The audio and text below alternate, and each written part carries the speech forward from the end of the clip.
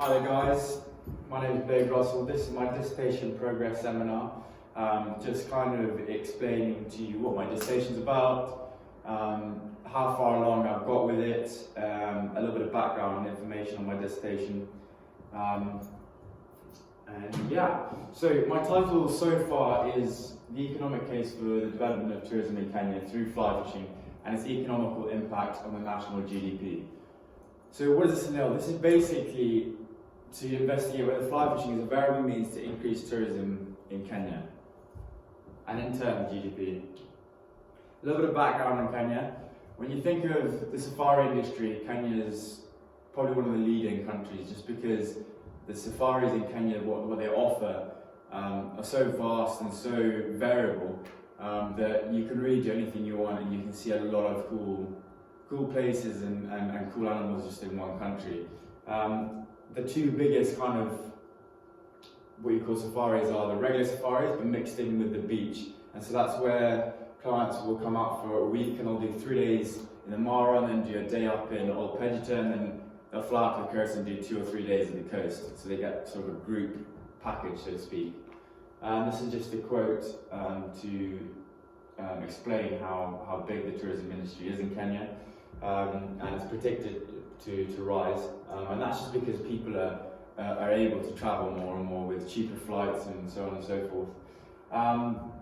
If I just want to introduce fly fishing, so fly fishing is basically where it's a niche of regular fishing, it's a niche of conventional fishing with a rod and a reel. With fly fishing you kind of make your own flies and you imitate a certain bug or a pattern or an insect, something that a fish will eat. But most of all, the most important thing to recognise is that fly fishing, although is a niche of conventional fishing, the fly fishing who participate in the sport are high paying, and that's just because they're constantly looking to go to remote destinations to target specific fish. With that in mind, because they're high paying, that's a great asset to have, not just as a bulk tourism to Kenya, but just in terms of getting higher paying, and they're also conservation savvy. And I think that links in quite well with Kenya, just because Kenya is all about tourism and the safari industry and conservation of its animals. Yeah, there's a little bit of writing there about fly fishing. So, looking at my approaches and viewpoints, what I'm going to do in this dissertation is adopt several fly fishing industries, such as in the Seychelles and Slovenia, and see if they're able to be adopted from that country to Kenya.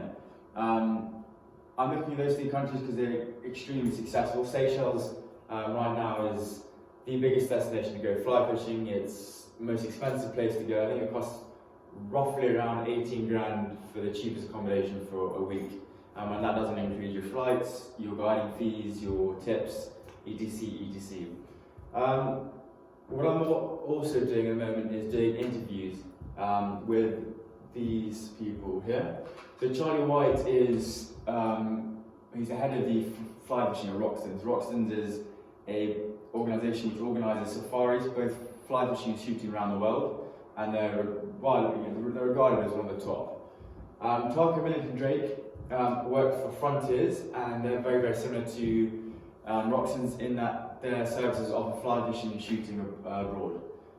John Moller here is a safari guide, and I'm going to be talking to him basically about safaris, how much he charges, what his clientele like, are they families, are they single people, are they couples, so on and so forth. And then Jimmy Kariuki. Jimmy Kariuki is the CEO of Sarova Hotels, which is the biggest hotel chain, and he's also the head of the Kenya Tourism Board, which means he's directly appointed to Uhuru Kenyatta, the president, and regularly has conversations with him about the next or the future plans within Kenya's tourism. Brendan Hill is on the board for a concern called Ragati. Ragati is it's a conservancy, but it primarily looks at fly fishing. It's got a river there. It's got 2 rivers actually, and they have 2 lodges. One is a cabin, and the other one is a tented camp. The cabin is more expensive, more luxurious, and the tented camp is slightly more cheap, but it's equally as profitable because there's quite a lot of tents and people tend to go for that option. So what am I looking to find out from these interviews? So essentially, I'm going to be comparing Charlie White and Tarquin Millington Drake. In that if I find, I'm looking for infrastructure essentially, and that's the gap in my research, is finding out whether fly fishing is actually viable in Kenya, first of all, and whether these two companies, so Roxton's and Frontiers, are willing to send clients out if the infrastructure is there.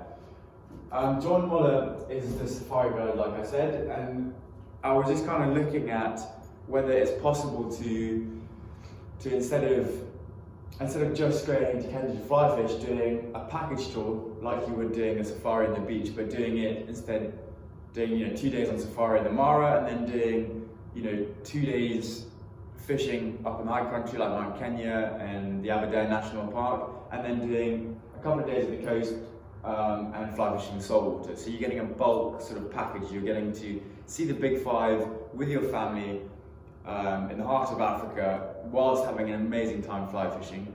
And so that's why I need to speak to John Muller and have an interview to see how much he charges, where they go, what his clientele like anyway, and just kind of work around that. Jimmy Kariuki is incredibly important because he's essentially at the forefront of tourism in Kenya. And I've already actually spoken to him, I've done my interview, and he spoke to me about how Kenya is now looking to diversify its tourism, which is essentially what I'm investigating here. He also spoke to me about a minister called Malala. Malala is very, very, very integrated into what the final decisions of what happens in Kenya.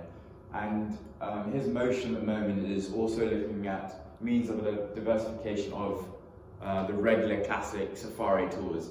And this, again, links in very, very well with what I'm trying to investigate.